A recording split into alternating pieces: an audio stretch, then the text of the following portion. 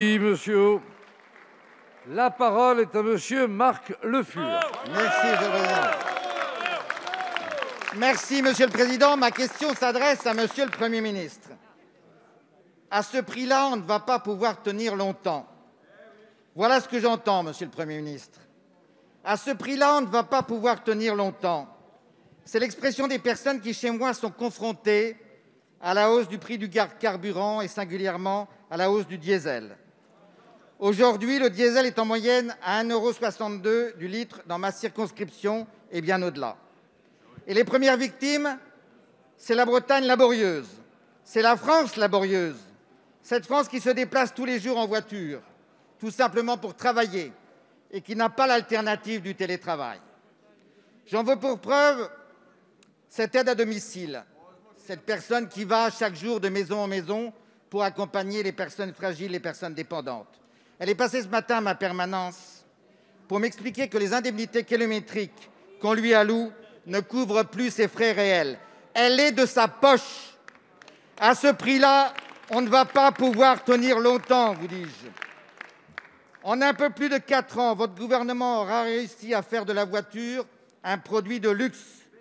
Rappelez-vous, il y a peu, votre majorité, vous êtes là mes chers collègues, votait une taxe supplémentaire de 8 centimes sur le diesel et de 4 centimes sur l'essence.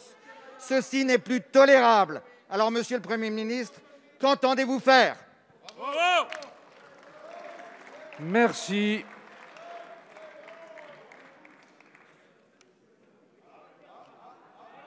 La parole est à madame Barbara Pompili, ministre chargée de la transition écologique.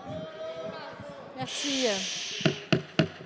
Merci, monsieur le président. Monsieur le député Marc Le Fur, vous savez que nous prenons des mesures pour justement aider le pouvoir d'achat de nos concitoyens. Il faut essayer de ne pas avoir la mémoire courte pour justement se rappeler les choses. Le bouclier tarifaire que nous avons mis en place pour, notamment par exemple avec le chèque inflation qui va bénéficier à 38 millions de personnes, notamment les mesures pour baisser aussi les prix de l'électricité, la hausse des prix de l'électricité, mais également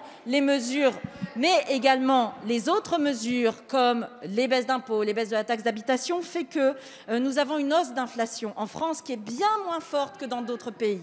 La hausse des prix entre décembre 2020 et décembre 2021 a été de 2,8% en France.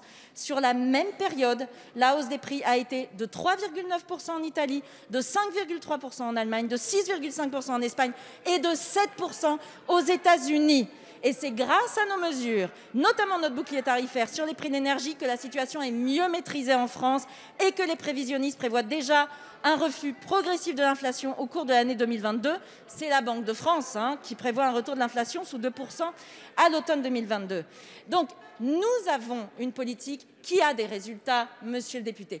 Et ensuite, évidemment, sur cette question des prix de l'énergie qui vont peut-être continuer à monter d'une manière structurelle, c'est à peu près sûr. On travaille au niveau de l'Union européenne avec Bruno Le Maire pour que le marché des prix de l'énergie soit mieux indexé, notamment sur le taux de décarbonation de notre économie, c'est un aspect, mais également sur les contrats de long terme qui permettront d'éviter les trop grosses volatilités. Voilà les mesures que nous mettons en place, et y compris des mesures de long terme pour permettre à nos concitoyens de toujours pouvoir se déplacer, notamment les primes à la conversion et les bonus pour les voitures électriques.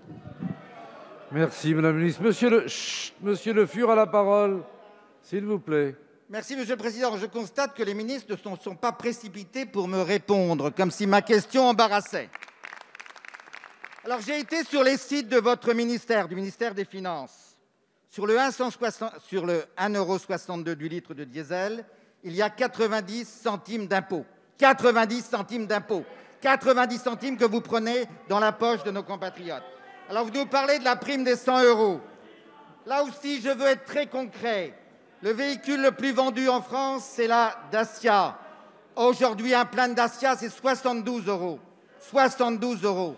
C'est-à-dire que pour 100 €, c'est rien à côté des difficultés auxquelles sont confrontés nos compatriotes.